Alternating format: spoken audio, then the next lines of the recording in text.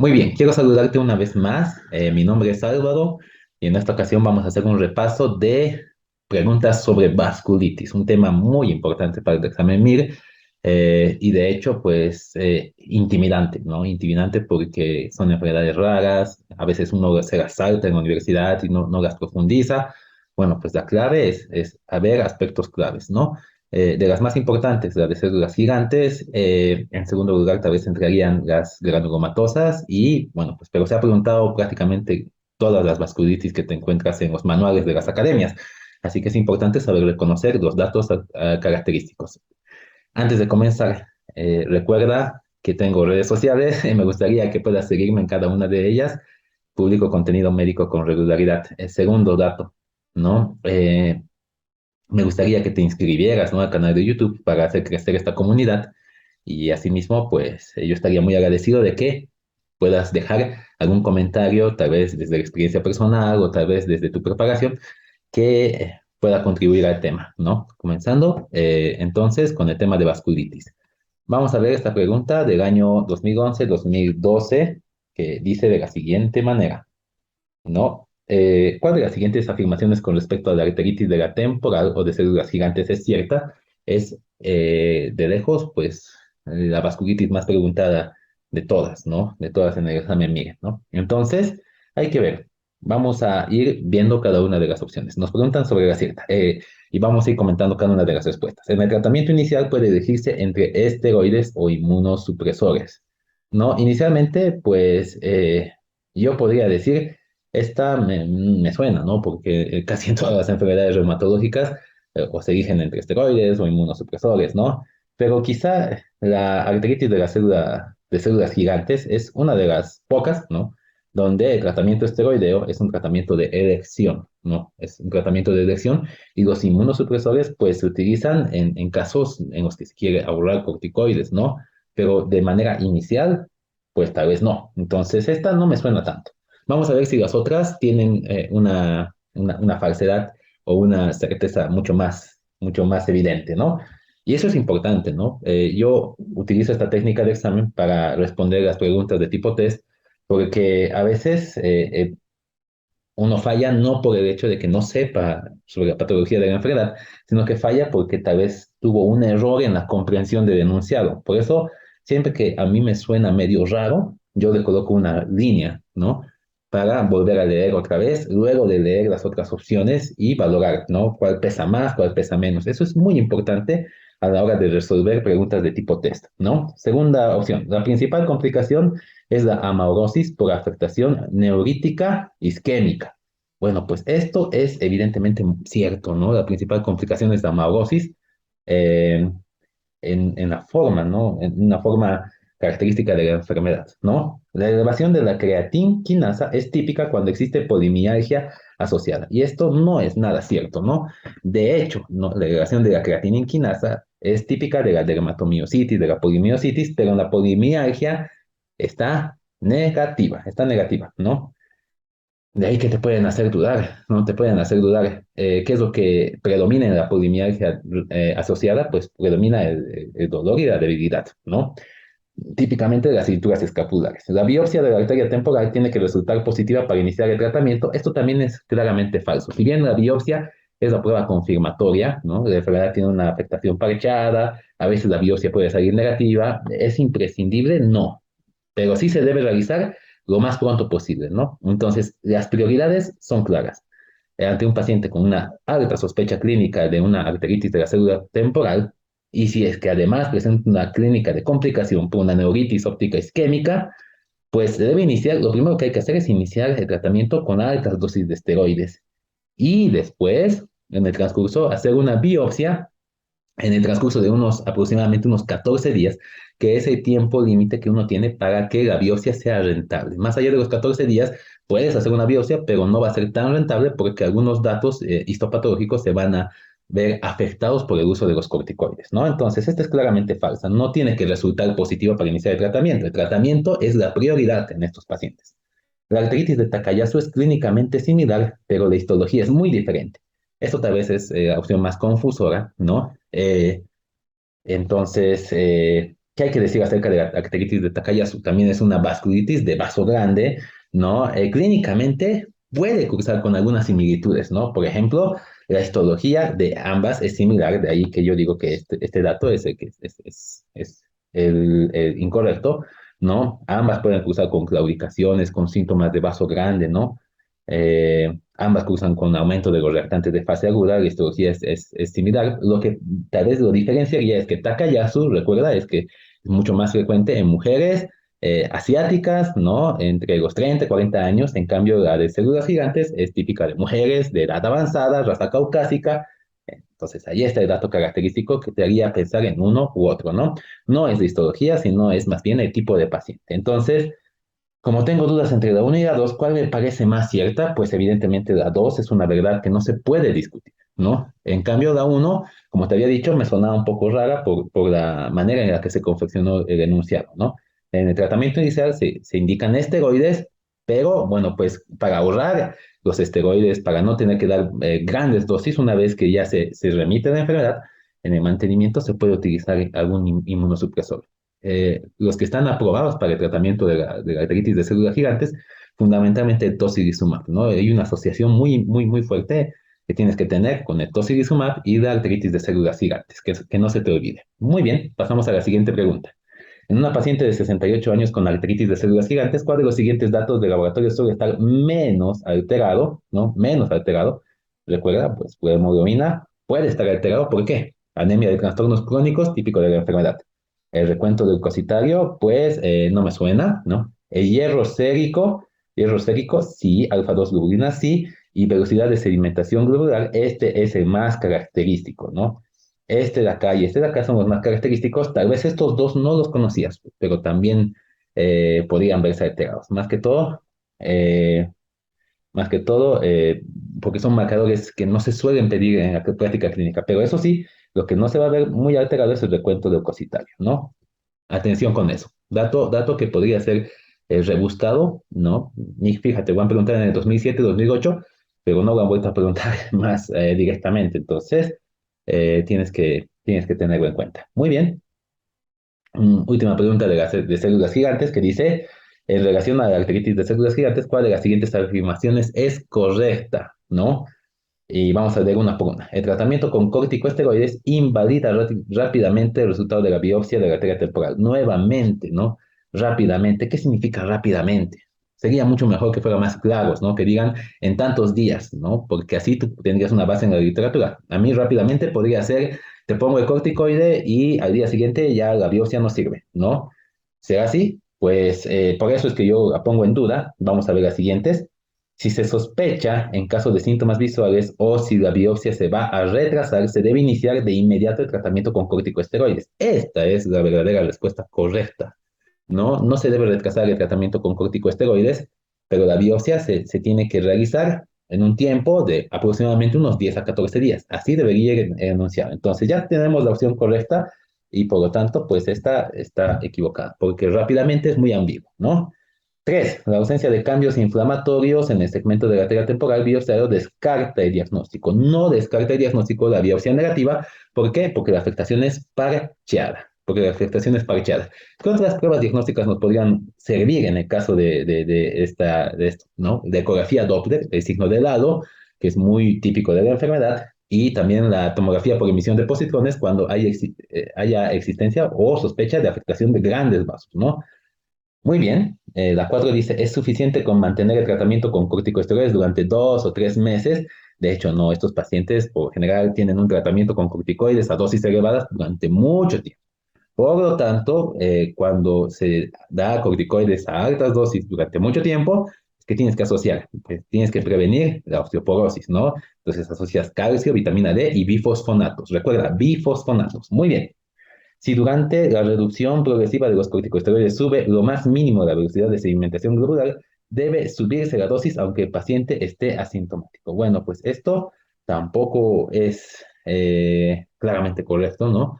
El seguimiento de los pacientes con arteritis de las células gigantes debe ser estrecho, pero la simple elevación de la velocidad de sedimentación globular no es un criterio para subir la dosis de esteroides. Tiene que ir acompañado de criterios clínicos y criterios imagenológicos, ¿no? De ahí que, muy importante, recuerda, en las vasculitis, la actitud terapéutica va a depender mucho del seguimiento del paciente, no solo con pruebas analíticas, sino clínica y imagen y en algunos casos especiales algunos otros criterios, ¿no? Muy bien, vamos con la siguiente pregunta de 2006-2007. Algo que me he dado cuenta es que las vasculitis siempre suelen entrar entre las preguntas entre las 80 o 140. Es muy raro que se salgan de ese margen.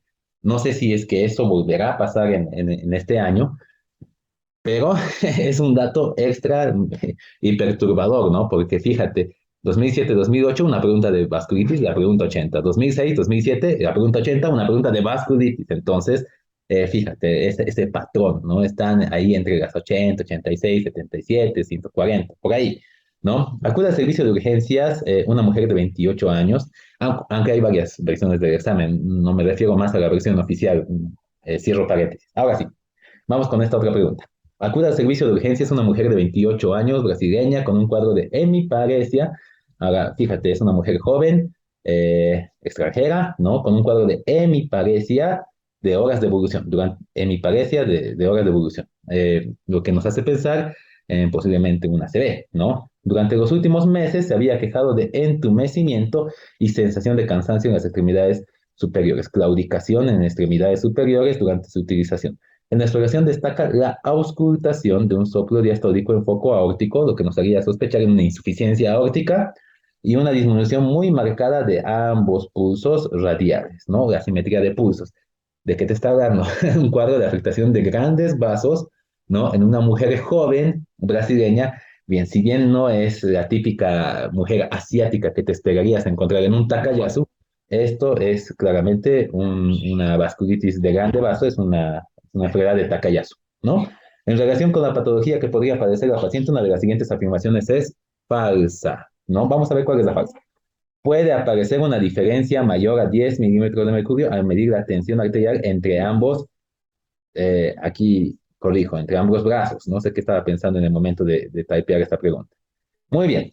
El estudio complementario fundamental para el diagnóstico es la arteriografía, ¿no? Eso es cierto, ¿no?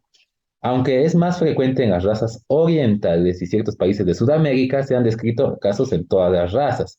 Bueno, pues nunca hay una regla absoluta, ¿no? En el MIR hay que tener mucho cuidado con eso, ¿no? No hay absolutismos, es muy raro los absolutismos, por lo tanto, esta respuesta es laxa, e idealmente, pues el hecho de que me dicen que es de Sudamérica, ¿no?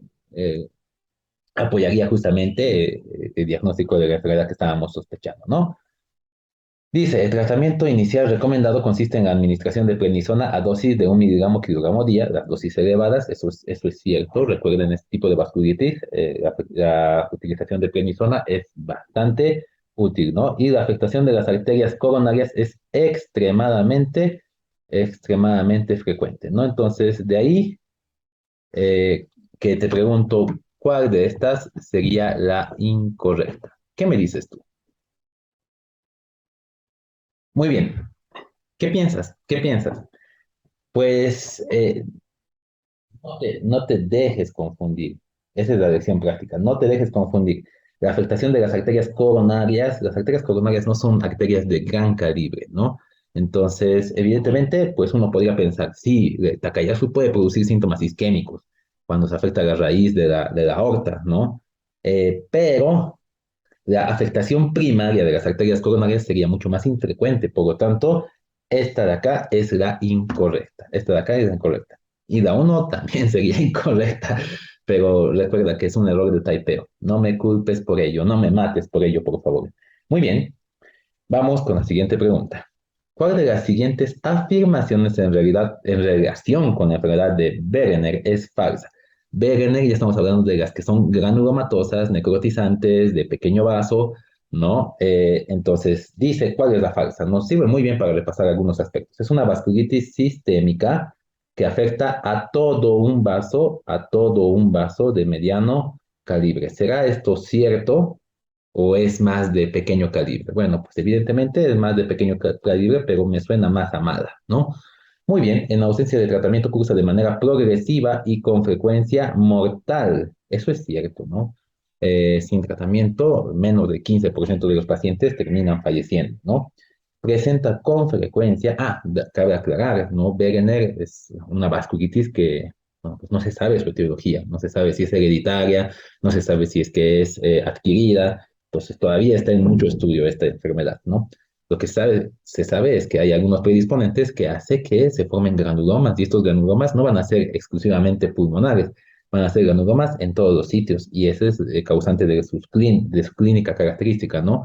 Clínica otorrinolaringológica, ¿no? Puede haber sinusitis crónica, etcétera. Recuerda, si es que hay un granuloma de la línea media, ¿no? O una nariz sencilla de montar asociado a nódulos pulmonares cavitados y fijos, pues eso posiblemente sea un Wegener, ¿no? Presenta con frecuencia afectación renal. Eso también es muy cierto, ¿no?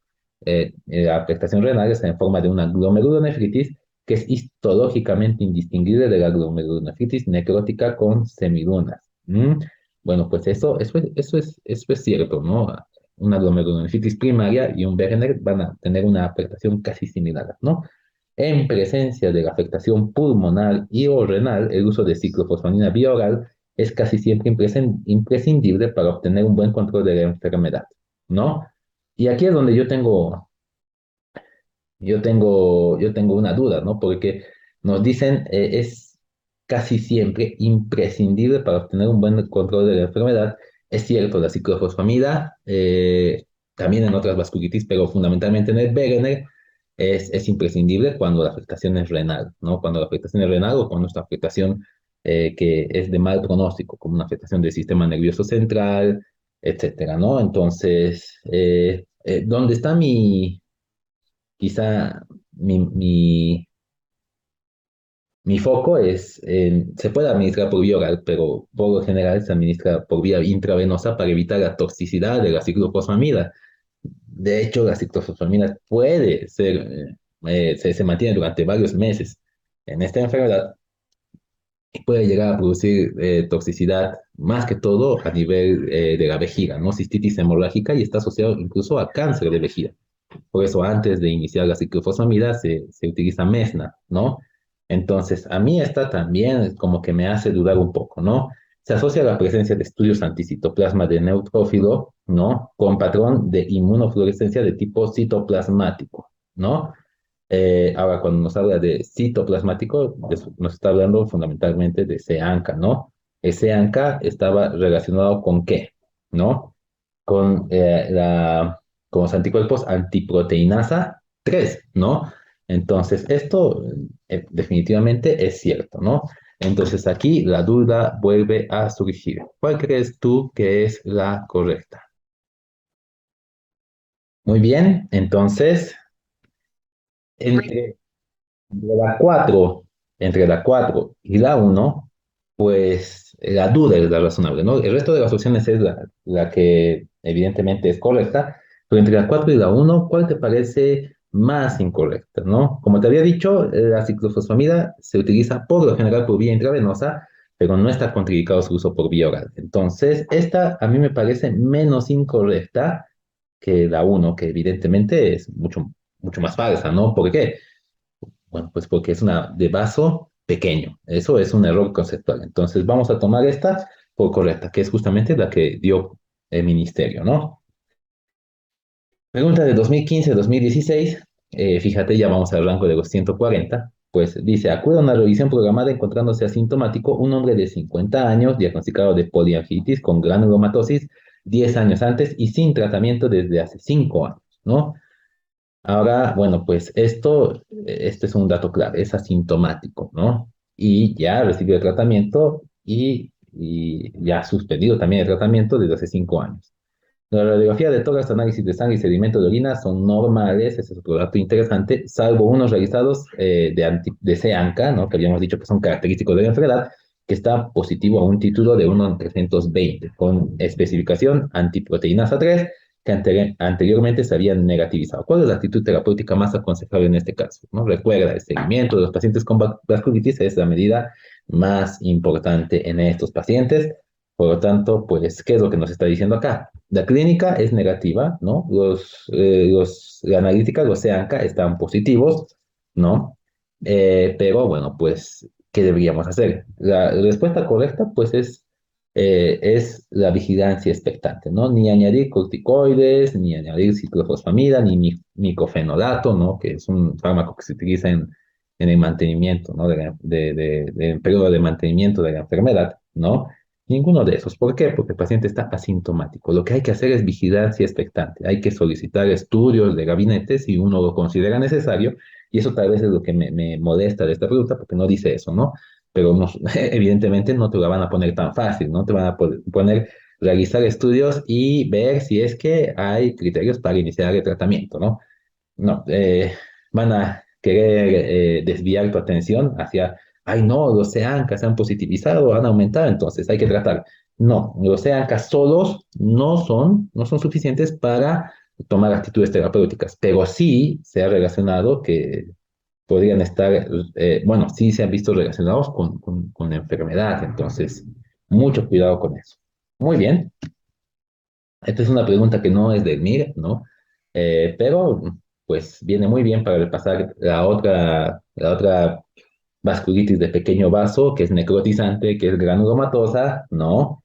Pero que no es un Wegener, ¿no? Que es el Churg-Strauss, ¿no? Churg-Strauss, pues típicamente está relacionado con qué? Con el antecedente de atopía, asma y eosinofilia, ¿no? Entonces, fíjate, nos piden la falsa. Los infiltrados pulmonares suelen ser fugaces, a diferencia del Wegener, ¿no? Hay un cuadro comparativo que hay en mis redes sociales que me gustaría que puedas repasar, donde hago las diferencias entre Wegener y Churg-Strauss, que son muy interesantes, ¿no? Eh, Dice que los infiltrados pulmonares también son poco manifiestos radiológicamente, ¿no? Entonces, esa es la característica. Son infiltrados pulmonares que suelen ser fugaces, migratorios, es también otra característica, y muy poco manifiestos radiológicamente, a diferencia de los infiltrados de Werner, que eran fijos, que eran nódulos pulmonares, cavitados, ¿no? Muy bien. Se considera una angeitis, ¿no? De hecho, su nombre es poliangeitis granulomatosa eosinofílica, ¿no? Entonces, sí se considera una angeitis y granulomatosis necrotizante alérgica, ¿no? Esta es la definición más abstracta, más pura de la enfermedad. Entonces, esta también es muy correcta, ¿no? Tres, las lesiones suelen presentarse en el mismo estadio, aunque no suelen aparecer infiltrados eosinofílicos, ¿no? Eh, Aquí esto ya me suena mal, ¿no? Porque habíamos dicho que está muy relacionado con eosinofilia, tanto tisular como periférica. Entonces, aquí vamos a colocar un signo de interrogación. O como yo coloco una rayita, ¿no? Y leemos la última pregunta. Pero ya de por sí he descartado esta. Y la 4 dice, cuando existe riesgo vital, el tratamiento se basa en esteroides asociados a inmunosupresor como ciclofosfamida o rituximab. ¿De qué te suena eso? Te suena al Werner, ¿no? Si son enfermedades que son parecidas, pues el tratamiento también será similar. De hecho, pues el algoritmo de tratamiento es similar en el caso de Werner, Churg-Strauss, PAN o PAN microscópica. Por lo general siempre se inicia con esta misma terapia, ¿no? Si hay signos de gravedad, si es que hay afectación renal, afectación del sistema nervioso central, o afectación cardíaca, entonces se utilizan dosis altas de corticoides asociados a ciclofosfamida, también pueden ir asociados a rituximab, y una vez que pasa la fase de inducción, pasa a la fase de mantenimiento, donde se utiliza fármacos que se pueden utilizar durante mucho tiempo. En este caso, puedes seguir utilizando rituximab a dosis más bajitas, pero en el caso de la ciclofosfamida, lo tendrás que sí o sí sustituir. ¿Por qué? Por metrotexato, por azatioprina, ¿no? Entonces, esta de hecho es muy cierta, y conviene repasar, ¿no? Los aspectos de tratamiento de las vasculitis, que puede ser un tema muy, muy, muy preguntado, ¿no? Entonces, evidentemente nos quedamos con la 3, que esta es la falsa falsa, ¿no? Porque no concuerda, ¿no? Con que haya eosinofilia, ¿no? Muy bien. Vamos, siguiente pregunta, 2003, 2004, pregunta 86, volvemos a las preguntas del 80. Muy bien. En relación con las vasculitis sistémicas, señale cuál de las siguientes afirmaciones es falsa. No es una pregunta de repaso. Vamos a ver. La poliarteritis nodosa clásica, la PAN clásica, cursa con frecuencia con glomerulonefritis y capilaritis pulmonar. Ya hemos detectado la falsa. Este es un dato que no se debe olvidar para el examen, La panclásica no afecta vasos de mediano, de mediano calibre, también puede afectar vasos de pequeño calibre, es mucho más raro, pero la clínica renal que va a tener el paciente con panclásica no es por una glomerulonefritis primaria, una glomerulitis por depósito, ¿no? Va a ser una glomerulonefritis, bueno, va a tener hematuria, proteinuria, ¿no? Un aumento de la creatinina sérica, pero por afectación de la circulación renal, ¿no? De la arteria renal, ¿no? Entonces, ese sería el detalle, ¿no? Entonces, no cursa con frecuencia con glomerulonefritis, a diferencia de su contraparte, la panmicroscópica, que esta sí cursa con glomerulonefritis, ¿no? Y capilaritis pulmonar. En la pan clásica no se afecta el pulmón y cuando se ve afectado, pues nos hace pensar en otra patología, no en una pan clásica, ¿no? ¿Por qué? Porque la capilaritis pulmonar, pues nos está hablando de afectación de pequeños vasitos, ¿no? Y la pan clásica típicamente respeta arteriolas, vénulas y capilares, ¿no? Entonces, recuerda eso, la pan clásica no se mete con los capilares, ¿no? Muy bien, ya detectamos la falsa, entonces vamos a repasar las siguientes preguntas, las siguientes opciones para repasar algunos conceptos. La presencia de estudios de anticitoplasma de los neutrófilos con patrón perinuclear es mucho más frecuente en la poliarteritis microscópica que en la PAN, ¿no? ¿Qué son los ANCA? Son anticuerpos anticitoplasma neutrofílico que van en contra de diferentes sustancias. Si la sustancia está en el citoplasma, es la proteína A3, ¿no? Entonces el patrón que se va a detectar es un patrón difuso, ¿no? A nivel de todo el citoplasma. En cambio, si es que es un patrón perinuclear, va contra la mieloperoxidasa, y en este caso, pues nosotros vamos a tener, de hecho, el neutrófilo tiene varios núcleos, ¿no? Es algo que, por eso se llama polimorfo nuclear, ¿no? Entonces el patrón va a estar típicamente dentro o alrededor del núcleo, ¿no? Entonces, antimieloperoxidasa o, o PANCA está asociado a la pan microscópica, ¿no? De hecho, la PANCA, en términos de asociación con las cuatro patologías que habíamos dicho que son de pequeño vaso, eh, bueno, que son necrotizantes, perdón, que son necrotizantes, la pan microscópica, la Wegener y el Church-Strauss, pues el P-ANCA podría estar presente en todas ellas, salvo en la pan clásica, donde es muy infrecuente que P-ANCA sea positivo, ¿no? Entonces, de Church-Strauss, Wegener y pan microscópica, ¿en cuál va a estar más frecuentemente asociado a P-ANCA? Pues en la pan microscópica, posiblemente en Wegener y también podría estar presente en el Church-Strauss, pero en la pan clásica no, en la pan clásica no, eso tiene que estar claro, fijo, ¿no? Entonces, esta es falsa, ¿no? Bueno, es verdadera, no es la opción falsa, es verdadera. El tratamiento más eficaz para la granulomatosis de Wegener consiste en la administración conjunta de ciclofosfamida y glucocorticoides. Esto ya hemos repasado y es evidentemente correcto. La presencia de asma bronquial y eosinofilia periférica son características de la granulomatosis alérgica de Church-Strauss. Eso es cierto. Recuerda, Church-Strauss causa de mortalidad fundamentalmente cardiovascular, cardíaca, ¿no? Entonces, esto también podría ser preguntado. Es frecuente la asociación de manifestaciones propias de varios síndromes de vasculitis en un mismo paciente. Sí, es frecuente también, ¿no? Eh, entonces, la falsa la falsa, claramente falsa, es la opción uno. Vamos, siguiente pregunta. Hombre de 38 años que consulta por la aparición de nódulos enrojecidos y dolorosos en ambos miembros inferiores a nivel pretibial de 2 semanas de evolución. Entonces, nódulos enrojecidos, dolorosos en miembros inferiores, ¿a qué te hace pensar? Eritema nodoso. Muy bien, eritema nodoso. A nivel pretibial y a nivel pretibial, no, eritema nodoso. 2 semanas de evolución. Además, el paciente refiere que desde hace unos meses y de forma recurrente tiene aftas orales y úlceras a nivel genital, ¿no? Ok, cuando te hablan de eritema nodoso, ya automáticamente tienes que empezar a pensar en las patologías que podrían ser. En este caso, estamos hablando de la vasculitis, pero recuerda que podría estar relacionado con una enfermedad inflamatoria intestinal, podría estar relacionado también con algo que podría ser de onco y demás, ¿no? Entonces, en este caso, pues nos dice que es un hombre de 38 años, ¿no? Y que tiene aftas orales, esto es importante, y úlceras a nivel genital. Eh, vamos a ver cuál es el diagnóstico más probable. Ya lo debes sospechar, es un síndrome de Behçet, ¿no? ¿Por qué no sería una sarcoidosis? Bueno, pues no te hablan, ¿no? De algunos datos, ¿no? De hecho, el eritema nodoso también es frecuente en la sarcoidosis, ¿no? Pero no es frecuente las aftas orales y las úlceras a nivel genital, ¿no? Sería mucho menos frecuente, ¿no? Sí puede haber compromiso en forma de granulomas, ¿no? Y eso es lo que deberían decirte, ¿no? En el caso de que te hablen de una sarcoidosis, granulomas, ¿no? Granulomas no calcificantes.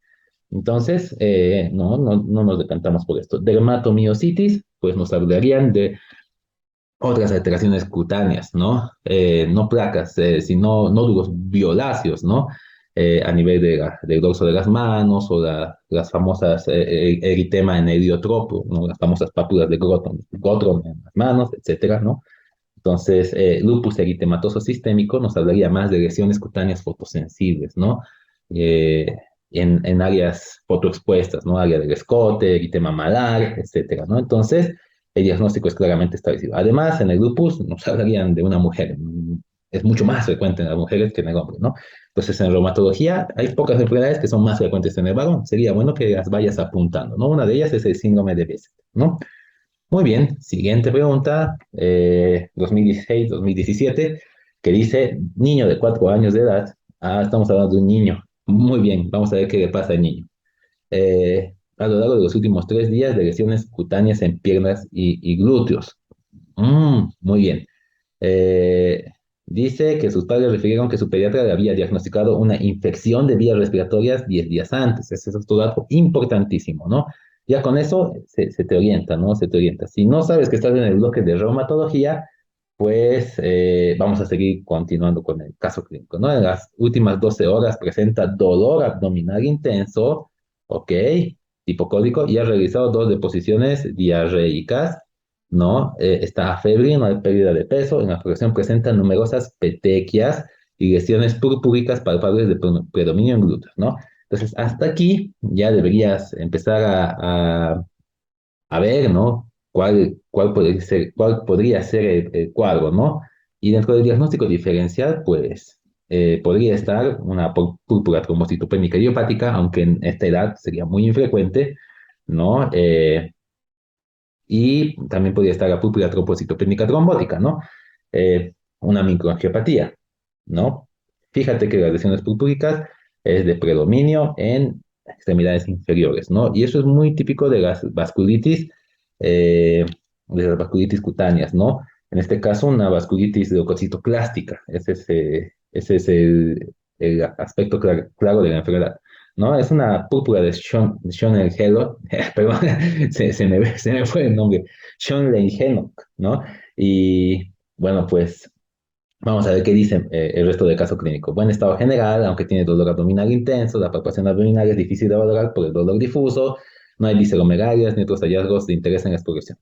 ¿Cuál de los siguientes datos no apoya en su sospecha diagnóstica? ¿No? Entonces, como te iba diciendo, este es el caso clínico de una púrpura de Henoch-Schönlein, ¿no? De Schönlein-Henoch, ¿no? El orden de los nombres no importa, ¿no? También se llama vasculitis alérgica, ¿no? Eh, Muy bien. Viendo el caso clínico, pues ya podríamos ir descartando algunas cuantas, ¿no? Primero, sangre oculta en heces nos habla de que este niño tiene deposiciones diarreicas, entonces, evidentemente, esta es la que no marcaríamos, ¿no? Porque esto sí apoya nuestra sospecha diagnóstica, ¿no? Artritis de rodillas y tobillos, ¿no? Evidentemente, pues nosotros hemos visto que este paciente tiene también, o debe tener dolor articular, ¿no? No nos lo refieren, o por lo menos no recuerdo haberlo leído. Entonces, esto sí suena, ¿no? A que podría estar presente en una púrpura de Henoch-Schönlein, perdón, se me va el nombre, mejor lo voy a,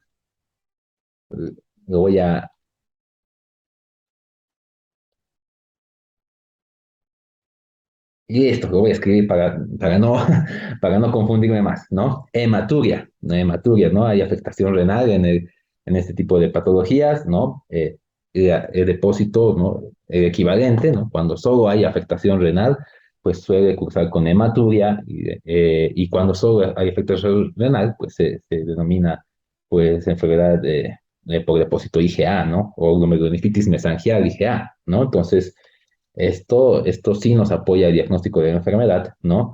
El edema escrotal es un dato que, bueno, pues nos habla de una orquiepididimitis. Si recuerda, orquiepididimitis en vasculitis, pues te vas a encontrar en esta patología de acá, te la puedes encontrar también en la poliarteritis nodosa clásica, ¿no? Pero en este caso te va a hablar de un hombre adulto, ¿no? Joven, adulto y todo demás, ¿no? En este caso es un niño, orquiepididimitis en el paciente infantil, pues nos haría pensar fundamentalmente en esta patología, en el Schönlein-Henoch, ¿no? Entonces, la que no, la plaquetopenia. ¿Dónde sí estaría disminuida? Pues en el diagnóstico diferencial que acabamos de decir, ¿no? Púrpura trombocitopénica idiopática, plaquetopenia, ¿no? O trombótica, también plaquetopenia, ¿no? Pero en esos dos casos, pues nos hablarían de otras cosas. En la trombótica, de afectación del sistema nervioso central, de presencia de Adams-Stress.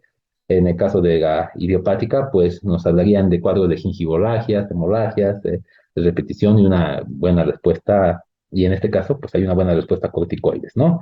Muy bien, siguiente vasculitis, año 2010, 2011, fíjate, es una pregunta de imagen. Dice, ¿qué prueba orientaríamos en el diagnóstico, ¿no?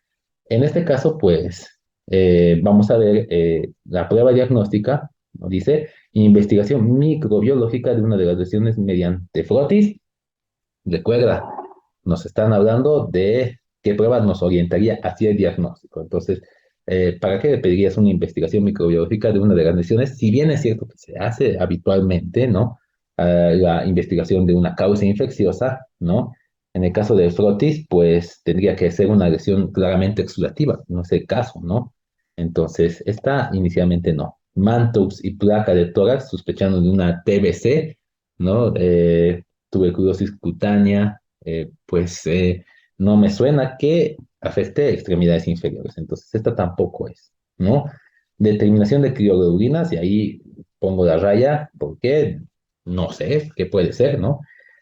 Serología luética, ¿no? Sospechando, ¿no? De una sífilis posiblemente secundaria. En el caso, debería haber afectación palmoplantar con las típicas sífilis. Eh, y este cuadro, pues, ¿qué nos revela? ¿Qué es lo que tú ves en la imagen? Dice, extirpación y estudio histopatológico de una adenopatía, pues sospechando posiblemente en un cuadro eh, neoplásico, ¿no? Lo que nosotros aquí podemos ver en la imagen es una púrpura palpable, ¿no? Una púrpura palpable. En este caso, pues, ¿cuál de estas técnicas nos haría orientar más el diagnóstico hacia una lesión por púrpura palpable?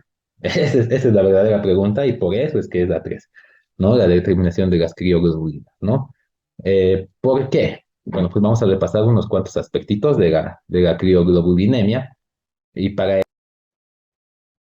entonces repasamos algunos aspectos importantes de la crioglobulinemia. Primero, ¿dónde la agruparías? Pues en las vasculitis de pequeño vaso, pero las de Wegener, Churros-Strauss, no.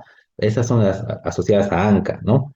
Estas estarían en las que no se asocian con ANCA, junto con la vasculitis leucocitoclástica, ¿no? Con la púrpura de Henoch-Schönlein, que habíamos visto hace poquito. También podría estar asociada con la vasculitis urticaria, ¿no? O con la vasculitis primaria del sistema nervioso central, ¿no? Pero en este caso, la crioglobulinemia, por lo general, es una enfermedad de pequeño vaso y casi todas ellas, pues, asocian este fenómeno llamado leucocitoclasia, ¿no? Que es la observación, ¿no? de restos de neutrófilos, ¿no? Justamente por la destrucción de los mismos. ¿Y por qué se destruirían estos neutrófilos? Pues por la reacción autoinmune generada por estas crioglobulinas, que son globulinas que precipitan en el frío, ¿no? La crioglobulinemia, pues tiene tres tipos, ¿no? Una que está asociada a enfermedades hematológicas, que es la tipo 1, asociada a una IgM e IgG monoclonal, mono 1, ¿no?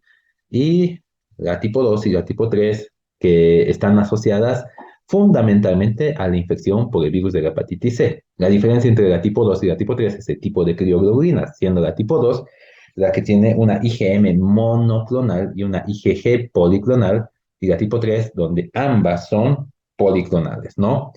¿Qué más podemos decir acerca de las crioglobulinemias? Pues eh, que la clínica va a ser, como tú puedes ver, prácticamente cutánea, ¿no? Una púrpura palpable cutánea puede estar asociado a un fenómeno de Raynaud, ¿no?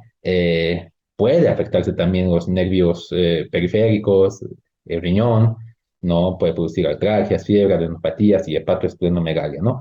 Eh, Ahora, bueno, pues el tratamiento, pues en caso de que sea una tipo uno, pues tratar la enfermedad de base, ¿no? En el caso de la tipo 2 o tipo 3, pues se intentará buscar, ¿no? El agente etiológico, fundamentalmente, se solicitarán serologías de hepatitis B, hepatitis C, fundamentalmente, y si es que hay algún cuadro asociado, tratarlo, ¿no? Y bueno, pues en caso de que no se encuentre un desencadenante claro, es ahí donde se conoce como crioglobulinemia mixta esencial. El tratamiento entonces será mediante uso de corticoides, recambios plasmáticos y hasta se puede utilizar rituximab en algunos casos, ¿no? En casos severos. Muy bien, pasemos a la siguiente pregunta. Creo que ya no nos falta mucho. Un paciente de 35 años presenta placas infiltradas y sobrelevadas en rodillas desde hace 16 meses. La biopsia cutánea muestra un infiltrado neutrofílico importante, ¿no? Así como linfocitos e histocitos y presencia de leucocitoclasia, ¿no? Entonces aquí es donde nosotros debemos englobar a esta en una de estas vasculitis, ¿no? Muy bien. Dice, hay una respuesta rápida con tratamiento de sulfonas. ¿Y cuál sería su diagnóstico, no? Ok. Cuando nos hablan de leucocitoclasia y de placas infiltradas y sobrelevadas en rodillas, y zonas de extensión, podría decirte, ¿no? De curso crónico, pues, ¿qué podemos decir? Nódulos reumatoides, pues, inicialmente no. ¿Por qué? Bueno, pues los nódulos reumatoides, si bien podrían caracterizarse, ¿no? Por ser placas, ¿no? Y sobrelevadas en rodillas, no te va a dar una leucocitoclasia, ¿no? Los nódulos reumatoides, pues por lo general son nódulos que tienen un aspecto histopatológico totalmente diferente, ¿no? Ahora, el tratamiento de la artritis reumatoide no es con sulfonas. Entonces, de ahí que yo descartaría inicialmente esta opción, ¿no? La psoriasis, ¿no? Eritemato descamativas. Y que cursaría también con artritis, en algunos casos, ¿no? Que con afectación de las falángicas distales, no, no. Un LUES secundario, una sífilis secundaria, tampoco. Habíamos visto que la afectación es con afectación palmoplantar, ¿no? Y aquí nos está hablando de rodillas, ¿no? Enfermedad de Hansen, pues nos está hablando aquí de la lepra, no hay ningún dato que nos haga pensar, ¿no? En una enfermedad de Hansen, por el hecho de que no hay lesiones características de la misma, ¿no? Entonces nos quedamos con el eritema elevatum diotino, que es una pregunta, si te fijas, muy, muy, muy antigua, pero que en algún caso, pues podría volver a preguntarse, ¿no? Entonces, es una vasculitis, el eritema elevatum diutimum es una vasculitis por hipersensibilidad, ¿no? Y estaría asociado en algunos casos a infecciones estreptocócicas, infecciones de faringe, de senos paranasales, ¿no? Y lo que es más característico es esto, ¿no? La respuesta espectacular a la zona, ¿no? La asociación en algunos casos a gammanopatías monoclonales de tipo IgA, ¿no? Y este fenómeno del infiltrado perivascular de polimorfonucleares y neutrófilos con el fenómeno de deuterocitoclasia, ¿no? Y los típicos nódulos, ¿no? Estos nódulos dérmicos que son simétricos y que están en superficies de extensión, ¿no? Como en este caso la rodilla, ¿no?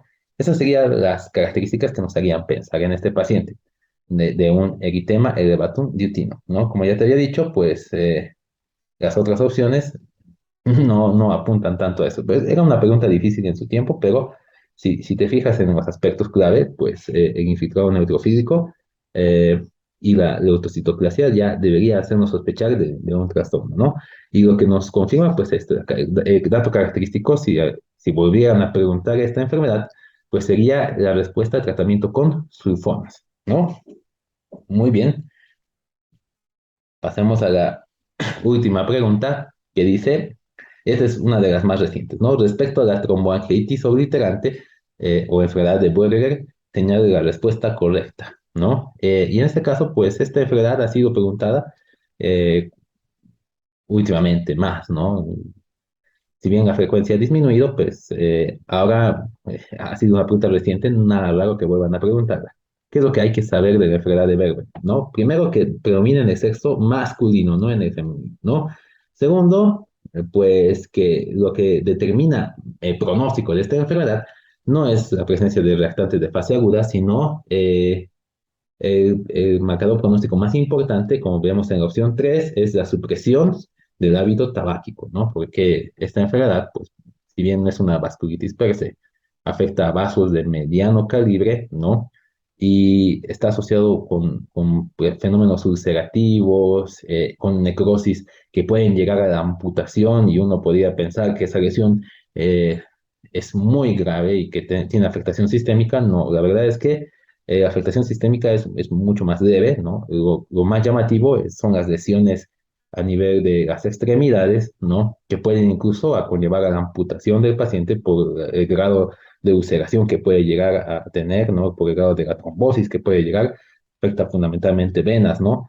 Entonces, se ha visto que si el paciente deja de fumar, pues el pronóstico de la enfermedad es excelente, ¿no? Entonces, esta sería la respuesta correcta, ¿no? Y dice, se caracteriza por ser una trombosis inflamatoria segmentaria ateromatosa que afecta arterias y venas de mediano y pequeño calibre, ¿no? Entonces ahí como que te quieren dar un espectro amplio de la enfermedad, ¿no? Si bien es cierto que hay trombosis, pues esta suele ser más venosa, suele afectar a vasos de mediano calibre y sí, hay cierto compromiso ateromatoso, pero no es lo más importante, ¿no? Entonces, esta de plano es un factor confusor, ¿no? Porque te dice arterias, venas, vasos de pequeño, mediano calibre, solo falta que te diga es segmentaria, pero también global, ¿no? Entonces, eso sería todo por esta oportunidad. Espero que te haya gustado esta pequeña clase y bueno, conmigo sería hasta otra oportunidad. Que tengas un excelente día.